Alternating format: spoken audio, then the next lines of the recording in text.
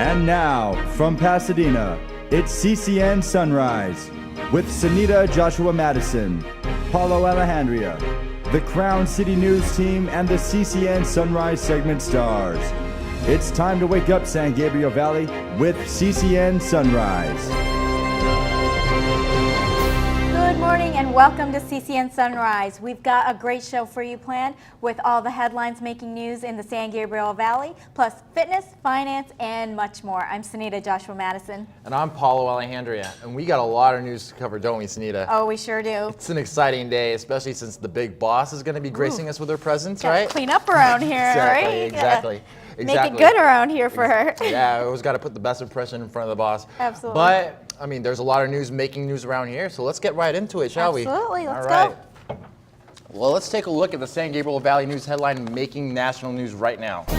And now, CCN, Crown City News. Your news, your neighborhood starts right now.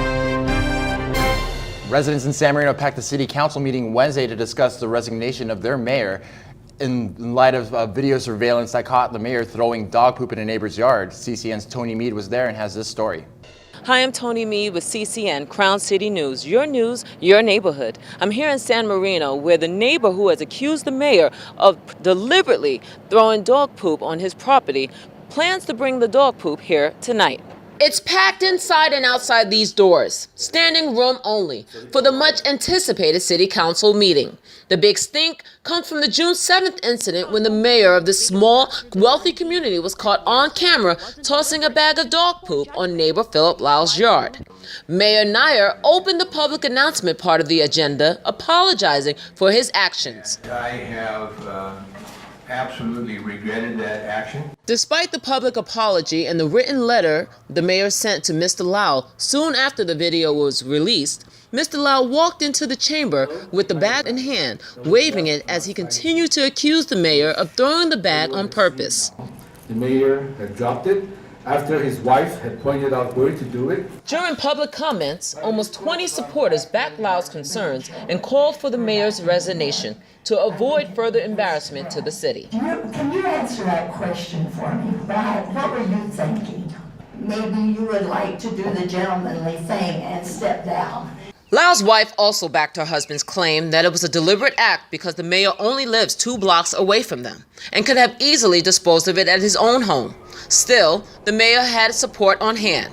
Richard Guy said he agrees with the mayor that it was a mistake and that we should all look past it. This is a good guy who did a bad thing, and he's apologized. After the meeting, I spoke with Mr. Lau, who said he would withdraw any lawsuits if the mayor resigned immediately. I will stop giving interviews. I will drop my lawsuit the minute I hear he resigns. Is it a mistake or a neighbor's feud? Tonight, it's a big mess in the community. In San Marino, Tony Mead, CCN. Now, we reached out to both the mayor and the neighbor, Mr. Lau, and Mr. Lau was going to make it in today for an interview, but he did cancel at the last minute, saying that his lawyer decided that he should stop giving interviews in light of any proceedings with the court or lawsuits. So we're going to go right into the morning buzz. Let's get into it, shall we? And this story has really gone viral. Poopgate, as they're calling it. Poopgate. Right in our backyard. Isn't Exactly. that wonderful? Yeah, it's appropriate. Exactly. You know, Paulo, I mean, this is just a crazy story. It's all of the news with this wealthy city. You know, San Marino is one of the wealthiest cities in the whole country. Beautiful. Absolutely. And you have the mayor flinging dog poop? I mean, I don't understand. How is that, keep beautifying the place? I don't know any other word to describe it other than bizarre. It's a bizarre circumstance. I mean, it was caught on video. It's just, yeah, that's all I really could say about it. It's bizarre. Absolutely, and I know that the mayor has issued a number of apologies. He said, he wrote a letter right after to Mr. Lau explaining that, he just happened to toss it aside. He saw the bag and then happened to just toss it aside, and he should have disposed of it. Yeah. And then he did open the city council, the public announcement section with an apology, a public apology, but. Not only is Mr. Lau not buying it, but there's a number of neighbors, residents who aren't buying it, because there was about 20 who spoke up. Well, I mean, you can't deny the curiosity surrounding it. Like, how did the mayor come to have a bag of dog feces with him and claim that it wasn't premeditated? I mean, of course, this is based on alleged reports, but Yeah, like it's just strange. Like he has a bag of dog poop. Well, and- you know, and when you watch the video, I mean, you know, he made it seem like he just saw it at the, you know, the corner of the yard, but it looks like he's been carrying this for a while. Yeah. He has a briefcase in one hand and the dog poop. You know, he's walking up in the video with the poop in hand. And then all of a sudden you see his wife kind of be like, you know, just fling it there. And he does that. And it's just, I know I've walked around in my neighborhood, and if I've ever found something like that, I know I've disposed of it. You know, I either hold it or I wait for a garbage can somewhere. Even if you have to walk into a neighbor's yard to, like, you know, put it in the garbage can. But to just fling it in the yard, I don't understand that. But yeah. I mean, you talked to Mr. Lau, from what I understand. Like, what was the sense you got from him? Well, you know, I did talk to him, and, you know, he was like, I could talk about this mayor forever. It's not just about the dog poop story. You know, he does have some grievances. The mayor has brought up an idea to bring a dog park to Lacey Park, and Mr. Lau is Opposed against that. Opposed that. And there's just a number of things. He said that, you know, this dog poop story is just, you know, tip of the iceberg, basically. What he has to think about the mayor. And I'm sure the mayor wants to sweep the poop under the rug, though. I think so with anyone. Or just fling it somewhere. Exactly. If you can't find a garbage can, boop. But, you know, another place where it's just, you know, there's, can I say the SHIT is hitting the fan at PCC? Yeah, the poop is hitting the fan. Oh, there you go. Okay. Another poop gate over at PCC. It just feels like PCC can't avoid controversy. I know. You know, the president had sent an email, I think it was internally, but it was basically a very scathing email about the college and how it's not offering a very good, you know, opportunity for And the it's just students. sad because you're talking about a very proud institution, especially in this area. People, we take pride in PCC because just look at the campus. I mean, I don't want to sound biased, but you look at it compared to other city colleges in the area, it definitely stands out. And it's just sad the way things have turned out. It seems like every week there's a different controversy surrounding the school, and who's really suffering, I feel, are the students. Absolutely. You know, he's even acknowledging that students can't graduate on time because they aren't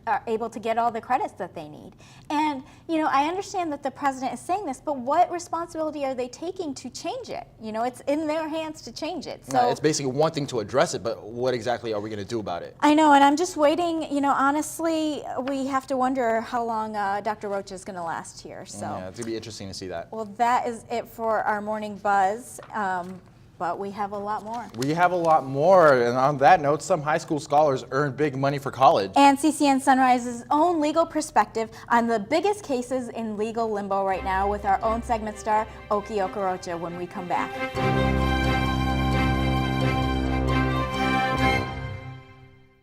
My new dad teaches me all kinds of stuff. I wouldn't use this one. He helps me with my decision making, Ever. and he's even teaching me how to drive. And that's why cars have bumpers. You don't have to be perfect to be a perfect parent. Thousands of kids in foster care will take you just as you are.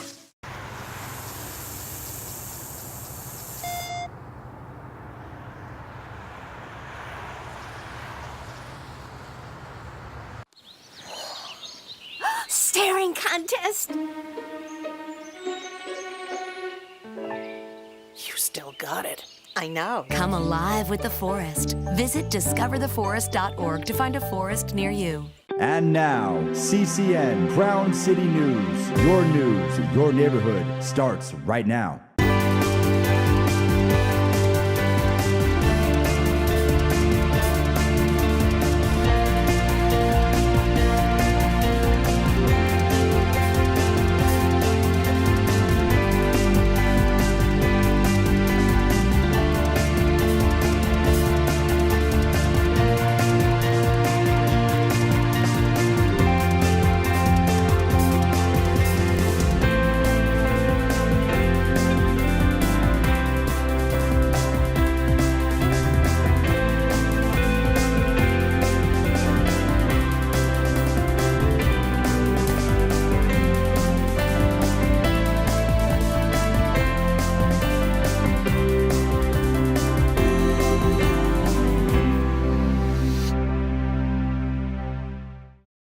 A local high school student has come into some big money after Southern California Edison awarded him and 30 other students with college scholarships. CCN's Imani Esty has the story. Hello everyone, I'm Imani Estes with Crown City News, your neighborhood. Tonight I'm at the San Gabriel Hilton where Edison International is holding a reception to honor the 2014 Edison Scholars. Of the 1,400 students who applied, Brendan Dickerson was one of the 30 high school seniors selected for the $40,000 college scholarship. Living so close to Hollywood, Brendan Dickerson already has big plans for his degree. So entertainment, mechanical engineering. So being behind stage for an acting company, for the theater arts, or being behind stage for a television show is what really inspires me and what I want to pursue. His career choice comes as no surprise to mom, Ramey Dickerson. I told him that he was going to be an engineer at age 6th grade. So, and all my friends asked me why, and I said, well, if you can shoot for the stars, then why not? Despite the stiff competition, Brendan, a senior from John Muir High School, believes his personality and dedication to community service helped tilt the odds in his favor. I have been a tutor for the students at my school and also for younger students at middle schools. If I can help them, I will try my best to do so. Since 2006, when they began the scholarship program, the power company has invested in students with STEM backgrounds. Edison International is focused on STEM, science, technology, engineering, and mathematics, because we believe in education, and we know that if we invest in education now, from middle school through high school through college, we will be investing in our future workforce. As a further incentive, Edison International offers internships to the college graduates who maintain a heavy STEM background. Edison International has paid internships for our college students. So we want to make sure that we're not just giving scholarships, but we also want to create opportunities for employment. Though his career path may have been written in the stars, Brendan says the scholarship was a surprise. Seeing Miss Tami come out and ask where I am and show me the big check and say that you are a recipient of the Edison International Scholarship was amazing. And it's an opportunity that I really do appreciate. Tami Tumbling says Edison International is dedicated to the scholars' success. High school graduation and their entry into college, that's the starting line. Edison wants to be there when they finish the race, and that's college graduation in the field of STEM. So yes, I do see a brighter future for our Edison scholars. Edison International starts its application process in October, and students who are interested in applying can log on to www.edison.com. In San Gabriel, Imani Estes, CCN. Does a lawsuit against the San Marino mayor have any merit? Also, a major court case could still be in the works as Donald Sterling goes back and forth about suing or not suing the NBA. CCN Sunrise Legal Limbo segment star Okorie Okorocha is here to talk us through some of these stories. And I'm sorry, I think I had Merle Haggard in my head earlier and I called you Okie. But Okorie, we've got your name down. It'll just be my nickname, I think, for you. Sure. I can use a nickname. Yeah. I use a nickname. I love my Merle Haggard, right? Yeah, it's easier than Okorie Okorocha. Well, that's a great name. You own that. But, you know, I wanted to get some of your thoughts on this dog poop story. It's just crazy. And, you know, is there any lawsuit that the neighbor really can have against this mayor? You know, LA County courts they've shut down the Beverly Hills courthouse because they can't afford the budget. Their judges, like Lance Ito, who was the judge in the OJ case, who currently doesn't have a courtroom or any staff. So the courts are very impacted in LA. So if you're going to go to LA County and file a lawsuit for, say, a lot of money, you would at least need to show some harm you've suffered, or extreme harm. That, you know, it caused him to be unstable and he fell over because the poop was there. Presumably speaking, you've seen lawsuits based on less than this, haven't you? I mean, this story has gone viral, so is there any... I've not seen one that was not dismissed, that was this. But I mean... He has a legitimate beef though, doesn't he? I mean, it was his property and, wouldn't you say? Yes, but the law only allows for very nominal damages when it's just a thing where like a bag of poop was thrown into his yard. But because this has gone so viral and he has suffered a little bit of embarrassment, is there anything with that There's you know, a he level has of some scrutiny legal- there that, yeah. But whose surveillance camera was it? His? It was his His. home. the And neighbor. so he's gonna, you know, he must have put out the video. He did. He sent it to the police department, and then it grew from there. Yeah. Oh, it just grew out of the police department? Yeah, it was a complaint, and then it kind of just. So you're saying he doesn't have a suit. What about Donald Sterling? He's a light bulb. You know, is he on? Is he off? We have no idea. This is just going back and forth. It's interesting to see. He's off, and he doesn't have a legal leg to stand on. The team has presumably been sold under the approval of a court. Legitimately, he was declared incompetent to make decisions about his finances. I don't know how he could set all that aside and become a Clippers owner. This might be much ado about nothing. We just don't know. Yeah. It's the news story. It's the gift that keeps on giving. Exactly, Donald Sterling, isn't he? Thanks so much, Okorie, for being here and welcome giving aboard. some of your perspective on these legal cases. Okay. Welcome aboard. Well, getting people ready for the job market when Dr. Laurel Adler from the East San Gabriel Valley Regional Occupational Center joins us next on camera.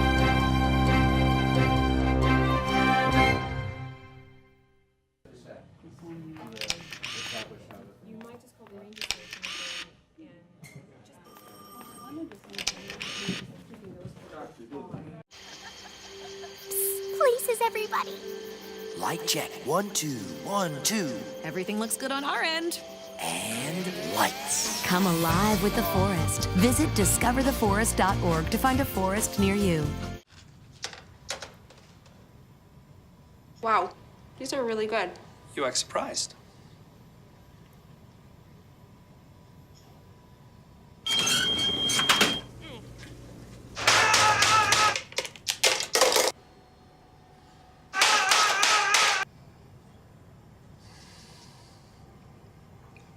Practice makes perfect. You don't have to be perfect to be a perfect parent. There are thousands of teens in foster care who don't need perfection. They need you. If you drive buzzed, it could cost you around $10,000. You'll face major legal fees, major fines, and steep insurance penalties. You could lose everything. Buzzed, busted, and broke. Because buzz driving is drunk driving.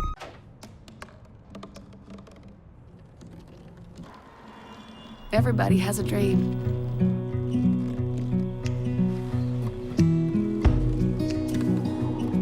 Mine was to see the ocean. And with a little help, I made it.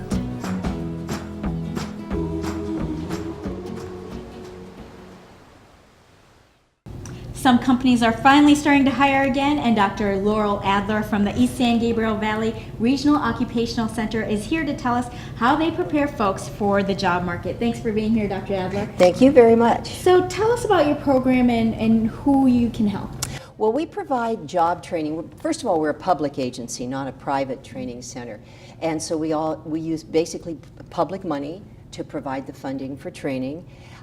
We train both high school students and adults, but there's a growing market for adult training, particularly as we're coming out of the recession, and actually there's a job market again. And there's a number of people over the last 5 to 8 years that were laid off from prior positions. A lot of those positions don't even exist anymore. Many banks closed down, for example, in the San Gabriel Valley. So our agency does initial training and retraining for people who want to go into a new career. And the biggest training area probably in the Valley in terms of a job market is in the medical arena. If you take a look at the whole corridor of the 210 and notice how many really internationally acclaimed hospitals, medical centers, research facilities, and all of the clinics and the specialists that actually support all those are all along the San Gabriel Valley. So we have a number of training areas in the medical arena. I just want to step back to something that you had just said earlier. You said that there is a growing job market for older applicants into the job pool. That's got to be very encouraging news, since popular belief would probably have you think otherwise. Yes, that's huge. You know, if you look at the media, and of course Nielsen, and you know, are always looking at the 18 to 49 market, which is a big market, but there are a lot of workers and professionals who maybe worked in an industry, and many of them came right out of college, never actually even had a job interview. They were hired off the spot, particularly in the banking arenas, and real estate, for example, crashed. Now it's coming back, but a lot of people that made good money in those areas are now having to look and want to look for different careers, not the ones they necessarily crashed and burned in, not by any fault of their own. Exactly. And they really want to look at something else. And so we have an age range in our adult training from 18 to, believe it or not, the early 70s. Really? Wow. Yes. Wow. So much later They these are. days. People are working. Yeah. The thought about early retirement just doesn't exist anymore. And frankly, honestly, I think people want to feel productive in the community. It's not just to earn a living. It's not just because what they had in their retirement income that they thought they were going to use for retirement, they just spent just surviving in the last couple of years. Then we also have a lot of veterans that are returning from Iraq and Afghanistan to, well, they initially returned to one of the worst job markets since the Great Depression. Yeah. And these are people who served our country, they put their lives in danger, and many were injured, and they need our support. Yeah. They need our support. Why is it so hard for companies to be able to translate the skills that they might have had in the military to the regular workforce? I mean, just you have a number of disciplined people. Yeah. So why is it so difficult? Well, well, that's their strength. They come with self-discipline. They're not the type of employee that shows up late because, you know, the military says, be there at 8, you're there at 8. But not all of the skills in the military are transferable. Okay. To a civilian But you job. still have people with good character, so I'm sure yes. that means a lot. Amazing character. Absolutely. Well, thank you, Dr. Adler, for coming in and Thank for the you. work that Right. you do and getting Pleasure people meeting you. back to Appreciate work. being able to tell you. Thank you. Thank you. Well, bikes race through Pasadena, and Senior Solutions segment star Mary Winters is here to talk about elder abuse for this month. We'll be back with more.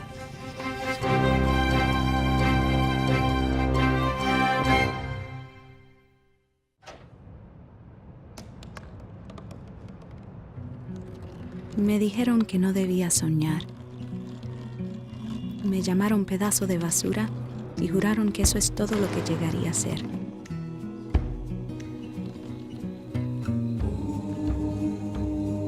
Dijeron que una botella no podría ver el océano.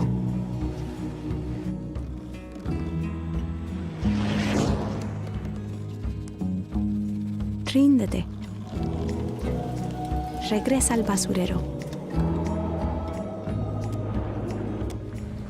Pero no les hice caso. Le abrí paso. Y ahora estoy aquí. Soy lo que siempre quise ser.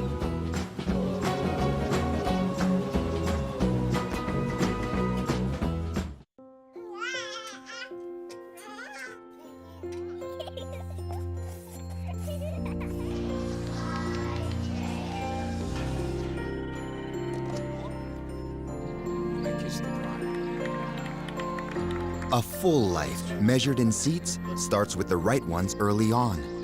Car crashes are a leading killer of children 1 to 13. Learn how to prevent deaths and injuries by using the right car seat for your child's age and size.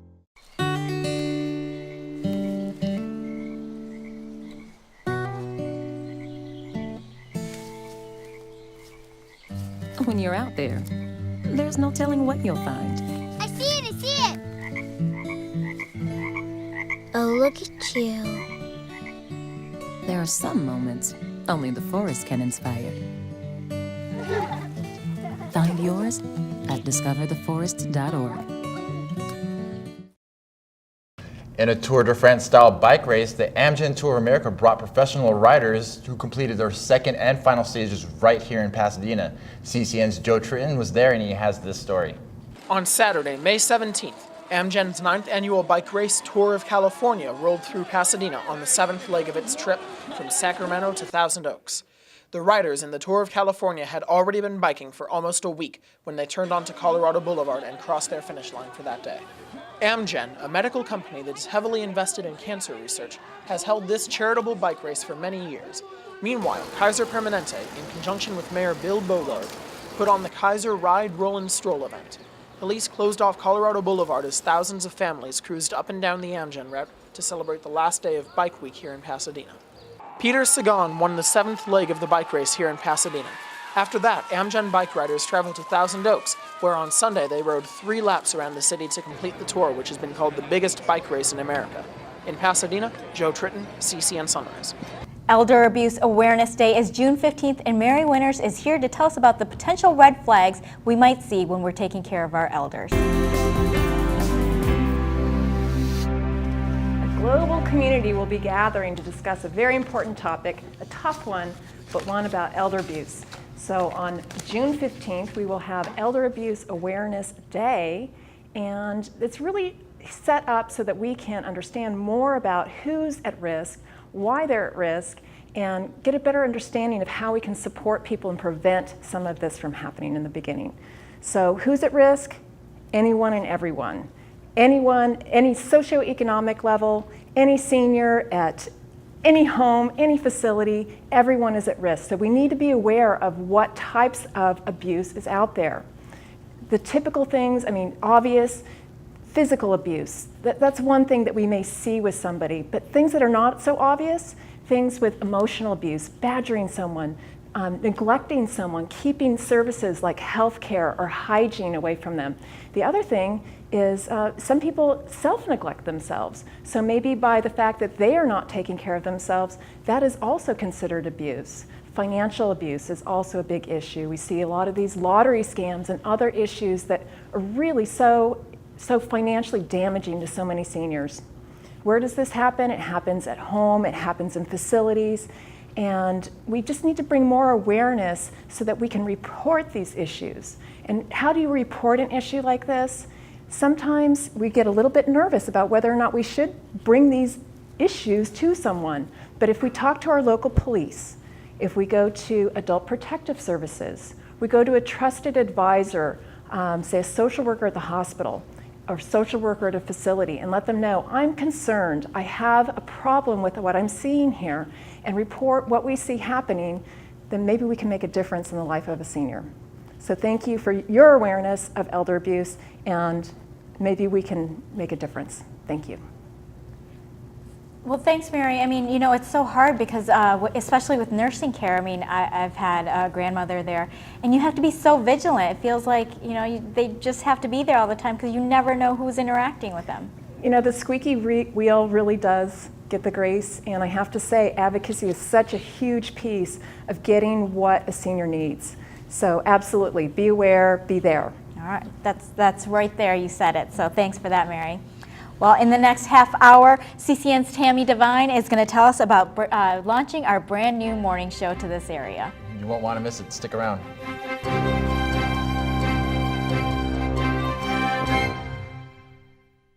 There's no place like home. Getting home safely is just a click away, and choosing the right seat for your little one's age and size will take you down the road to safer travels. How can I ever thank you enough? Visit safercar.gov/the-right-seat. Wow, these are really good. You act surprised.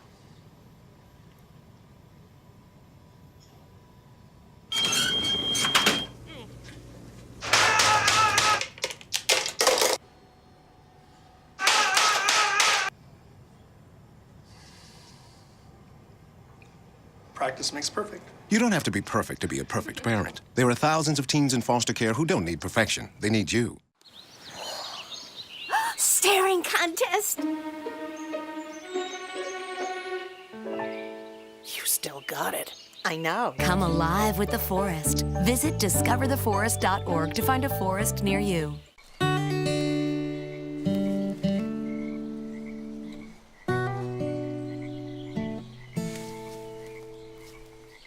When you're out there, there's no telling what you'll find. I see it, I see it. Oh, look at you. There are some moments only the forest can inspire. Find yours at discovertheforest.org.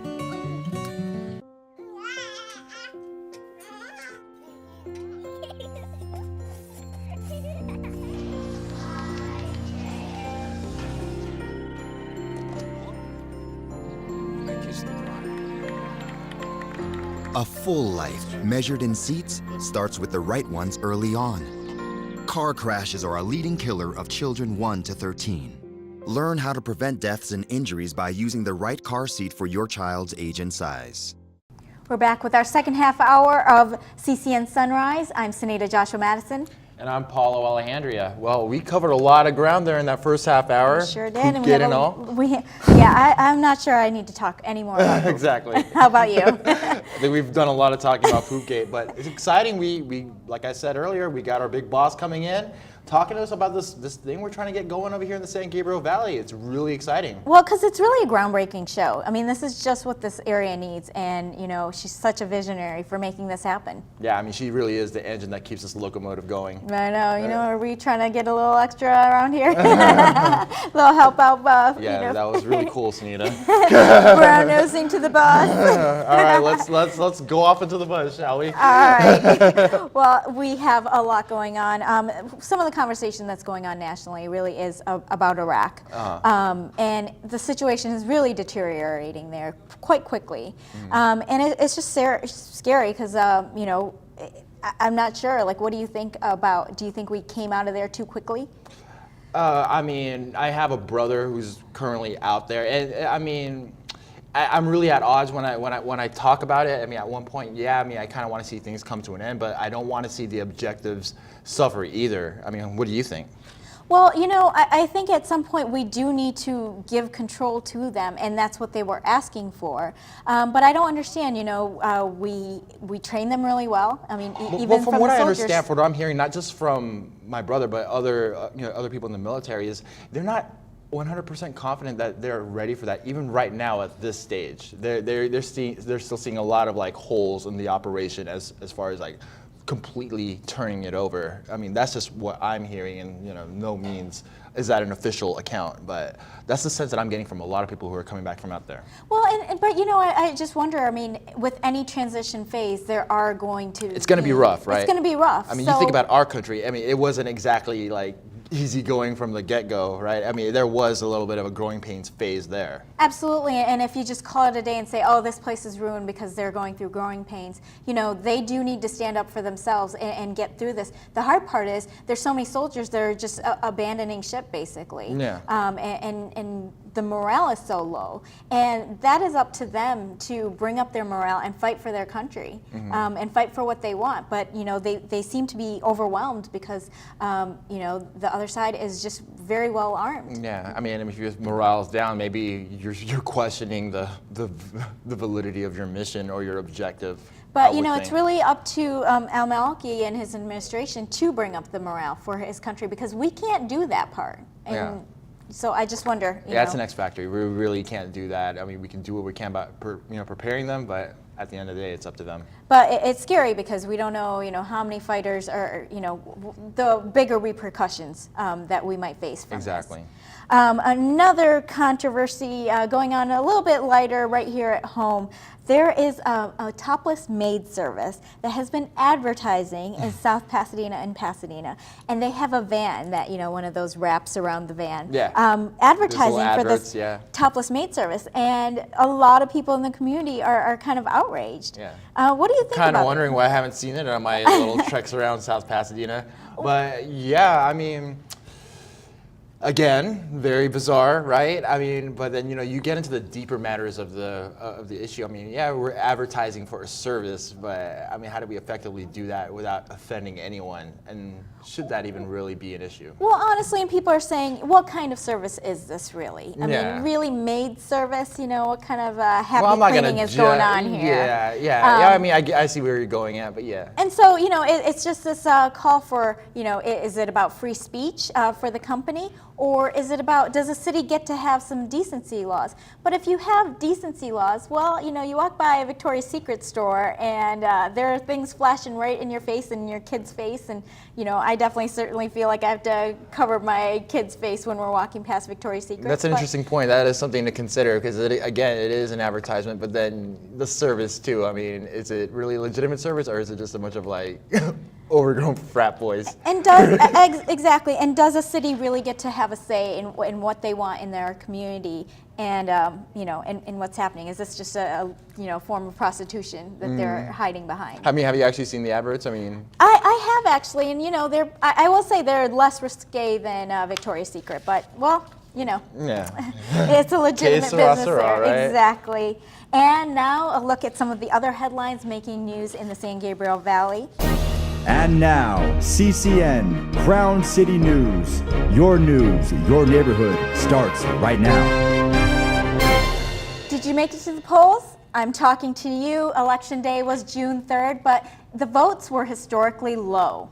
Only a little over 18% of registered voters showed up to vote in the statewide elections, the lowest percentage ever according to Secretary of State records. Candidates and their supporters poured millions of dollars into the primaries, though. An interesting race was the Republican primary for governor, where Neil Kashkari beat out Tea Party favorite Tim Donnelly. Tom Torlakson beat Marshall Tuck for superintendent of public instruction, and Jerry Brown easily beat his Democratic primary opponent in his bid to remain governor. Here in the San Gabriel Valley, Republican Jack Orswell will face off against incumbent Judy Chu in the fall. And there was hardly any competition for incumbent Adam Schiff in the 20th district for the U.S. House of Representatives race in the 27th district. He easily won his primary with nearly 75% of the vote. And for all of these primaries, the top two vote getters will go off for the November elections. With a number of officer-involved shootings in the past few years, including the Kendrick McDade shooting here in Pasadena, some community leaders want the PPD under civilian oversight. But the city's pushing back, saying the city already has oversight with the City Council Committee in place, which serves that role. CCN's Tony Mead has that story. Hi everybody, I'm Tony Mead with CCN, Crown City News, your neighborhood. I'm here at the neighborhood church in Pasadena, where a number of community groups have gathered, including ACLU and Pasadena City Council, to find an answer to the question, who should police the police? Panelists here say the goal of a civilian oversight operation will be to make sure officers remain accountable to people's constitutional rights and to prevent the misuse of power. Brian Buckner, president of the Civilian Oversight of Law Enforcement Organization, says several officers-involved shootings in Pasadena have raised red flags and increased calls for public input into the review process of possible officer misconduct. There have been a number of controversial officer-involved shootings, particularly of young African-American men, going back to Leroy Barnes, which I think was in 2009. Most recently, there was, in 2012, a shooting of a young man named Kendrick McDade, which was a pretty controversial shooting. And then after Kendrick McDade was a gentleman, Paris Holloway. And so it's not uncommon for a community to call for increased oversight of its police department after a controversial incident involving the police. At the forum, sponsored by the ACLU, the local NAACP, and ACT Pasadena, the panel and audience weigh the positives and negatives of implementing citizen oversight. ACLU member Sharon Kyle says the civilian oversight is vital for the community. I think that anything that encourages civic action, anything that encourages average rank and file people to be engaged, to participate in their communities is helpful. The civilian oversight debate escalated last year with the release of an internal investigation of the Kendrick McDade shooting, which relieved officers of any wrongdoing. Police Chief Sanchez also called to shut down a highly regarded 2007 police community mediation program. Some Pasadena City Council members say a civilian oversight committee is not needed since the council already has a public safety committee. The way that we presently oversee our police department, and of course the question that we'll ultimately address, I think, perhaps at the next session is, should we consider some different form of oversight? I think today, speaking now for Jackie, who couldn't be here, I know she, as the chair of the committee and the vice mayor, she feels strongly that we should not move to a different model because, and I have to admit that I share that view. Until next month's forum in Pasadena, Tony Mead, CCN.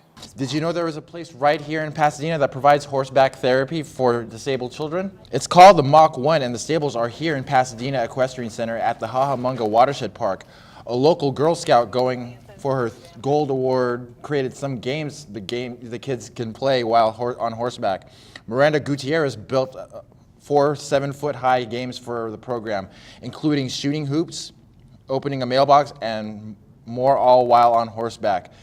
By the way, the project was a success and Miranda received her Gold Award. I actually started out volunteering here and I just really liked the environment and I liked how they combined horses and helping children in need, like with disabilities. We're Move a Child Hire, Mach 1, and we provide equine assisted activities for children and adults with disabilities, and we've been doing it for 18 years.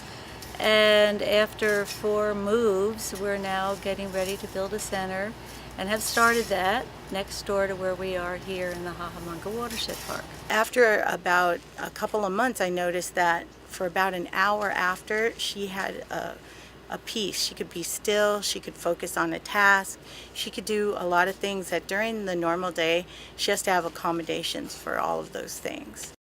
For full disclosure, Miranda is the daughter of IMTC board member, the organization that produces CCN Sunrise. When we come back, CCN's Tami DeVine on the launch of a brand new morning show for this area.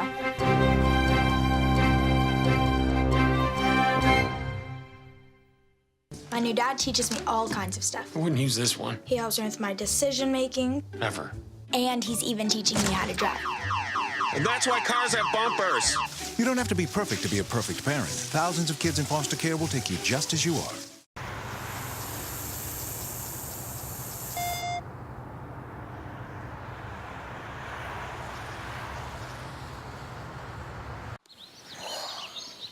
Staring contest. You still got it. I know. Come alive with the forest. Visit discovertheforest.org to find a forest near you. And now, CCN Crown City News. Your news, your neighborhood starts right now.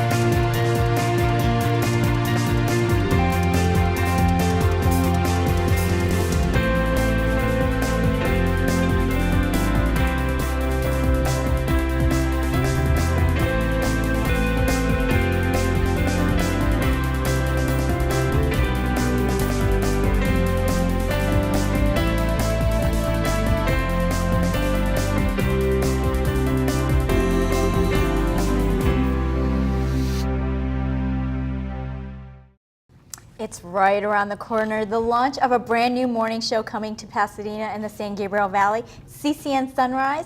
And here to talk about the dawn of a very exciting show is Tami DeVine. Good to have you here. You know, I just wanted to say, like, this is like the first time I'm in studio with you. I'm pretty nervous here. No, this is fun. This is so cool. And I saw you guys straightening up at the beginning, like, okay, let's make sure everything looks the good big for boss is the coming boss. to I'm town. Like, whatever. You know, it's just like anything. The You big know boss us. You know us around here. But you know, this is so exciting to me, and I love sitting here on the set with you guys. I'm like, I miss my on-set days when I see you guys doing what you're doing. This is just so different and unique for the San Gabriel Valley that hopefully we'll have a ton of followers on the social networks and on television as well. And this is really about bringing the community together. So how do you think this show will benefit the community? I can't even begin to list the many ways I think that this show will really help the community. I really see the opportunities, including just having a show that just focuses on this one region. The major television networks, there's no way that they can focus on any one region.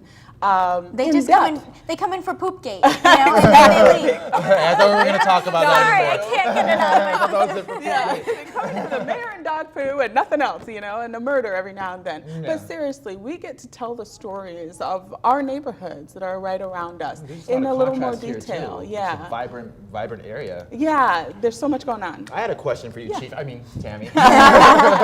All right, so when you start anything from the grassroots, no matter what you're doing, I mean, there's going to be challenges. I mean, I don't have to tell you that. Wow. And like, what I wanted to ask you, and maybe I should have asked you this personally, how do you go through these challenges and just stay resilient through it? Because like, I've seen you working it, and I'm like amazed at this lady. Like, how does she do it? Well, that's a great question, Paulo. And the thing about it is that nobody gets through those challenges perfectly, I don't think. I know I certainly haven't. There's sometimes a lot of yelling, sometimes a lot of, bumping heads and things like that. But through it all, we keep the vision clear. We keep the mission in front of us, what we want to accomplish. We want to accomplish providing news and information to Pasadena and the San Gabriel Valley. We want to accomplish providing training opportunities for people that are looking for it. We want to accomplish everybody gathering around their television or logging onto CrownCityNews.com to watch the show. We know that that's what we want to achieve, and we just power through the difficulties that are along the way. Well, and speaking about the training that you talked about, I mean, we're right next door to Hollywood and, all of the production jobs, but you're offering, just training for people to come in here because that's not being offered in a lot of places. Oh, don't get me started on that, because I can talk about the CCN success stories all day long, and I don't have to tell you guys, because, but people out there might not know that we've really been able to help launch people into their dream jobs, into dream careers.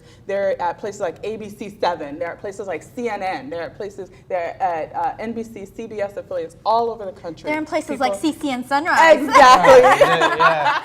You guys are success stories too, and so we love providing that opportunity for people. Kind of like having a kid that graduated from college and is making it out in the real world when you look at those success stories, right? Yeah, that's going to cue Sehnita's Mama Bear stuff, so you stop that. Speaking of Mama Bear, you just had a baby about 10 weeks ago. I don't even know how you're doing it. What is your morning routine? Crazy. That's about it. Yeah. No, it's just a lot of fun. We just power through and get it done. But it's worth it at the end because we know what we're trying to accomplish. All right, well, Tami, this is just amazing for us to be a part of this experience with you. Yeah. I'm glad you're here. You guys are awesome. Thank you for all. Thanks for doing it for our community. No thanking people. That's one of the things I always tell you guys. She's going to tell us that later. I can't help it. I just love to thank. There's so much to be thankful for. All right. Well, when we come back, we're going to look at honoring fallen soldiers. And in honor of a different kind, when the queen of the twisted sister of the Rose Parade, chosen, will be right back. I get nervous around this lady. I can't. Makes you shaky.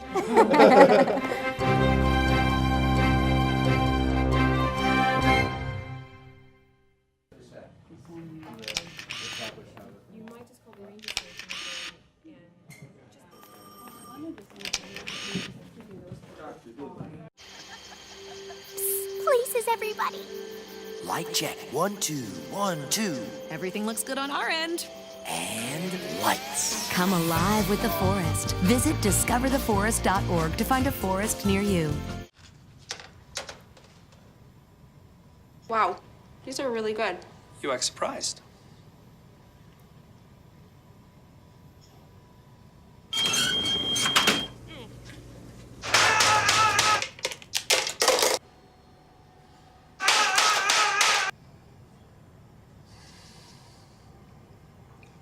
Practice makes perfect. You don't have to be perfect to be a perfect parent. There are thousands of teens in foster care who don't need perfection. They need you. If you drive buzzed, it could cost you around $10,000. You'll face major legal fees, major fines, and steep insurance penalties. you could lose everything. Buzzed, busted, and broke. Because buzz driving is drunk driving.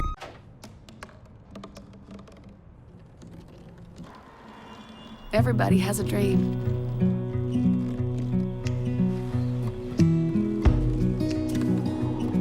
Mine was to see the ocean. And with a little help, I made it.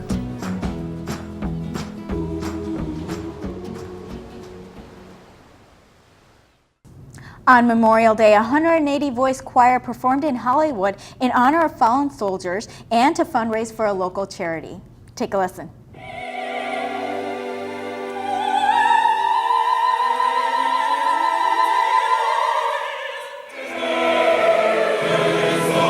The choir sang the Verdi Requiem while pictures of fallen soldiers flashed on a screen near the front of the Blessed Sacrament Catholic Church in Hollywood.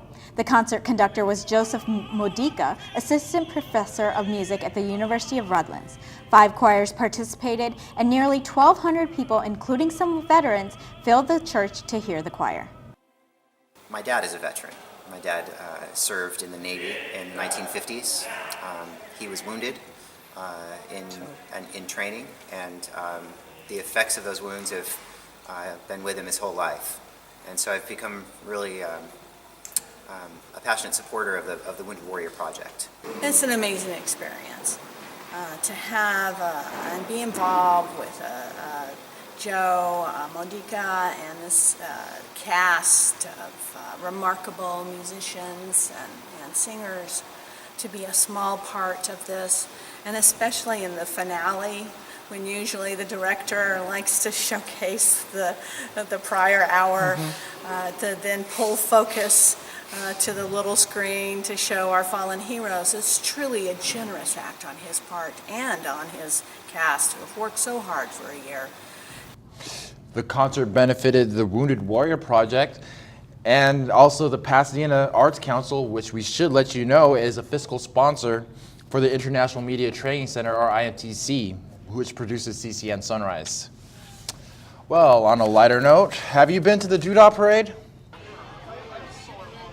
It's called the Twisted Sister of the Rose Parade for a reason.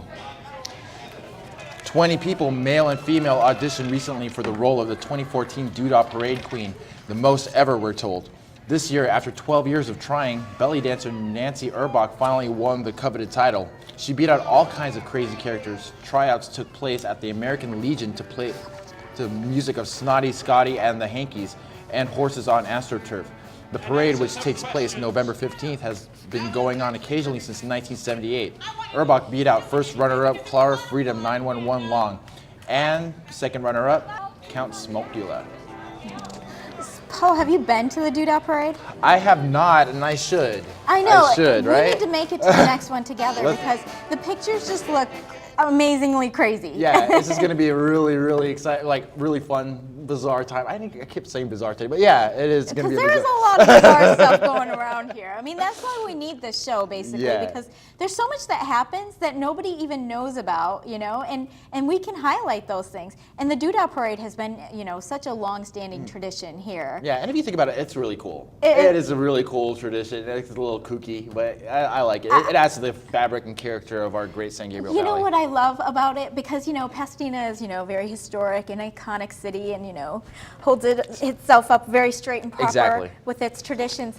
And this just, you know, kind of gives it the ringer. Let it loose. Exactly. And I love, like, people like Ann Erdman has, you know, been the Doodah Day queen and all of that. So I'm not surprised. You know, I mean, she's a, you know, just such a fabric of this community as well. And for her to be like, just let it loose, I love that about this community. The Crown City could have some fun too, right? Exactly. Not we can take let itself loose. so seriously. We can let loose around here.